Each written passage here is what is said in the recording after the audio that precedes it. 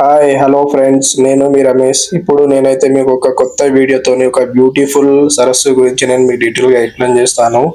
ఈ వీడియోలో వచ్చేసి మనము రామపల్లి గురించి నేను మీకు డీటెయిల్గా ఎక్స్ప్లెయిన్ చేస్తాను. ఈ లేక్ వచ్చేసి హైదరాబాద్ నుంచి అయితే మనకు 257 కిలోమీటర్స్ డిస్టెన్స్ మరియు వరంగల్ నుంచి అయితే 70 కిలోమీటర్ డిస్టెన్స్లో అయితే ఉంటుంది. ఇక్కడ పబ్లిక్ ట్రాన్స్పోర్ట్ అయితే చాలా తక్కువ ఉంటుంది. మనం ఓన్ వెహికల్లో అయితే ఇక్కడికి రీచ్ అయితే మనకు టూర్ అయితే చాలా అద్భుతంగా కవర్ అవుతుంది.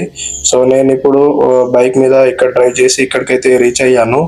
ఇక్కడ రీచ్ అవ్వడానికి మనకు ఎలాంటి ఎంట్రీ టికెట్ అయితే ఉండదు. రోడ్ కూడా చాలా కొత్తగా వేశారు. రోడ్ కూడా చాలా బాగుంటుంది.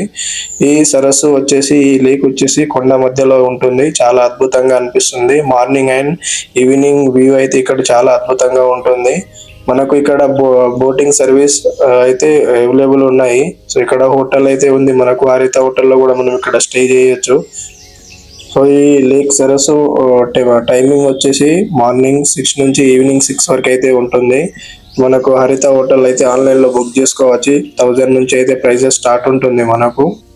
ఈ చెరువుని ఎవరు నిర్మించారో మీకు తెలుసా? ఈ చెరువును కాకతీయుల రాజులైన ప్రతాపరుద్రుడు అయితే ఈ చెరువుని నిర్మించారని మనమైతే నమ్ముతాము. ఈ చెరువు వచ్చేసి ములుగు జిల్లా వెంకటాపూర్ మండలం పాలంపేట గ్రామ శివారులో అయితే ఉంటుంది. అయితే ఈ చెరువు యొక్క ప్రత్యేకత ఏంటంటే ఇది 10,000 ఎకరాలకైతే మనకు సాగునీరు అయితే ప్రజెంట్ అయితే అందించడం జరుగుతుంది.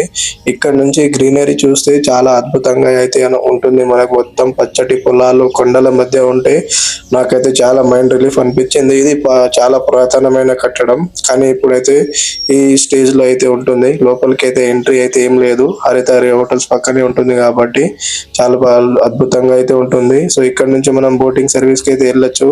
సో ఎక్కువ వరదలు వచ్చినప్పుడు ఇది చిన్న చిన్న గేట్లు, ఇక్కడ నుంచి అయితే మనకు వాటర్ అయితే కిందికి వదలడం జరుగుతుంది. ఈ చిన్న బ్రిడ్జ్ అయితే చాలా డేంజర్ గా ఉంటుంది. మనం ఇక్కడికి వెళ్ళాలంటే చాలా సాహసం చేసి అయితే నేనైతే వెళ్ళాను. సో మొత్తం అడవుల మధ్యలో నుంచి ఇట్లా నీళ్ళు అయితే మనకు చిన్న కాలువ త్రూ అయితే రిలీజ్ చేస్తారు. చాలా అద్భుతంగా అనిపిస్తుంది. ఇలాంటి వ్యూస్ చూసి నా కళ్ళకైతే అసలు అద్దుకునే చాలా అద్భుతంగా అనిపించింది నాకైతే.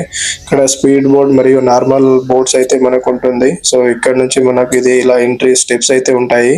సో చాలా జాగ్రత్తగా వెళ్ళాలి.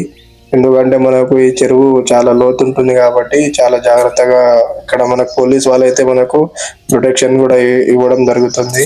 సో ఇలాంటి మంచి వీడియోస్ కోసం మన ఛానల్ని తప్పకుండా సబ్స్క్రైబ్, షేర్ అండ్ లైక్ చేయండి. మీరు మొదటిసారిగా నా ఛానల్ని చూస్తే తప్పకుండా సబ్స్క్రైబ్ చేయండి. చూస్తూ ఉండండి ఫ్రెండ్స్. Thank you.